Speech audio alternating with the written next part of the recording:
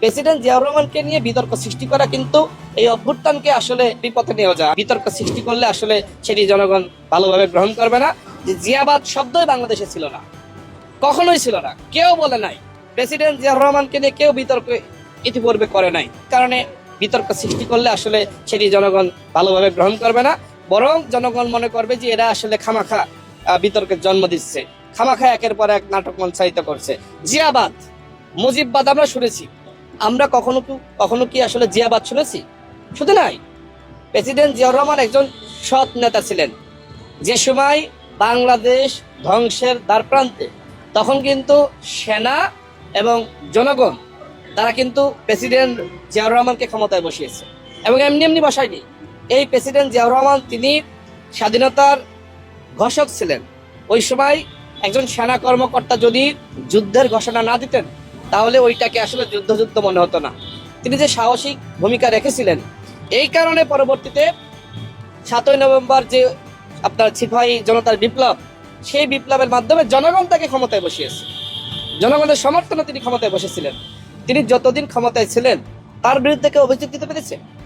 তিনি যেটা বলা হয় যে সেরা গেঞ্জি, সেরা সুটকেস, সেরা শার্ট, এইগুলো পাওয়া গিয়েছিল তার ওই ব্যাগের মধ্যে, তাই না? এত বড় একজন সৎ মানুষ, এখন তাকে নিয়েও বিতর্ক সৃষ্টি করছে নাগরিক কমিটির কেউ বলছে যে জিয়াবাদ প্রতিষ্ঠা করা যাবে না। জিয়াবাদ তো বাংলাদেশে কখনো ছিল না। এই শব্দ আপনি এর আগে কখনো শুনেছেন? এর আগে আমি শুনেছি? আমরা কেউ শুনে নাই। প্রেসিডেন্ট জিয়াউর রহমানকে নিয়ে বিতর্ক সৃষ্টি করা কিন্তু এই অভ্যুত্থানকে আসলে এক ধরনের আপনার বেফলে নেওয়া যাওয়া বা বিপথে নেওয়া যাওয়া। আমি মনে করি বিএনপি বলেন, জামাত বলেন, গণ অধিকার পরিষদ বলেন, অন্যান্য দল বলেন, কোন দলকে টার্গেট করে বৈষম্য বিরোধী ছাত্র আন্দোলনের নেতাদের বক্তব্য দেওয়া ঠিক হবে না। প্রেসিডেন্ট জিয়াউর রহমানকে নিয়ে কোন ধরনের বক্তব্য দেওয়া ঠিক হবে না। এই প্রেসিডেন্ট জিয়াউর রহমানকে নিয়ে নতুন করে বিতর্কের যে জন্ম নাগরিক কমিটির আহ্বান তৈরি করলো, এটা আসলে তার একটি আপনার কি বলবো, এটা আসলে তার আসলে এক ধরনের বালক সুলভ আচরণ হয়েছে। এটা ঠিক না। তিনি এই কথা কোনোভাবে এই মুহূর্তে বলা ঠিক হয়নি। মুজিববাদ নিয়ে সমস্যা আছে। মুজিববাদ নিয়ে আপনি বলেন, জিয়াবাদ শব্দই তো বাংলাদেশে কেউ জানে না, আপনি নতুন করে আবিষ্কার করলেন। এর মাধ্যমে আপনি বিএনপিকে একটি প্রতিপক্ষ বানালেন। এই মুহূর্তে বিএনপিকে প্রতিপক্ষ বানালে হবে? গণ অধিকার পরিষদকে আপনার প্রতিপক্ষ? জামাত কি প্রতিপক্ষ?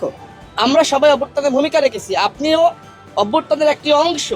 সুতরাং আপনি সবাইকে অন করেন, সবাইকে একসাথে রাখার বক্তব্য দেন, জাতীয় ঐক্য সংহতির বক্তব্য দেন। কিন্তু আপনি কি করছেন? আপনি তো বিভেদকে আরো বেশি আপনি ছিটিয়ে দিচ্ছেন নানান ধরনের বক্তব্যের মাধ্যমে। দায়িত্বশীল জায়গায় থেকে এ ধরনের বক্তব্য ঠিক হবে না। এই মুহূর্তে বিএনপিকে শত্রু বানানো যাবে না, কোনো দলকে শত্রু বানানো যাবে না। নতুন রাজনীতির সম্ভাবনা ধ্বংস হবে। জিয়াবাদ শব্দ বাংলাদেশে ছিল না। সুতরাং এই শব্দ যিনি প্রতিষ্ঠা করেছেন, আমি মনে করি সে বিষয়ে বৈষম্য বিরোধী ছাত্র আন্দোলন, জাতীয় নাগরিক কমিটির উচিত হবে জবাবদিহিতা চাওয়া। কারণ জিয়াবাদ শব্দ প্রতিষ্ঠা করার পর আমি দেখলাম যে বিএনপির নেতাকর্মীরা ব্যাপকভাবে ক্ষুব্ধ হয়েছে, ব্যাপকভাবে। বিএনপি তো অভ্যুত্থানের অংশীদার, অন্যতম দাবিদার। সুতরাং সেই বিএনপিকে যদি এখন আপনি নানানভাবে বক্তব্য দেন শত্রু বানিয়ে, সেটা ঠিক হবে না।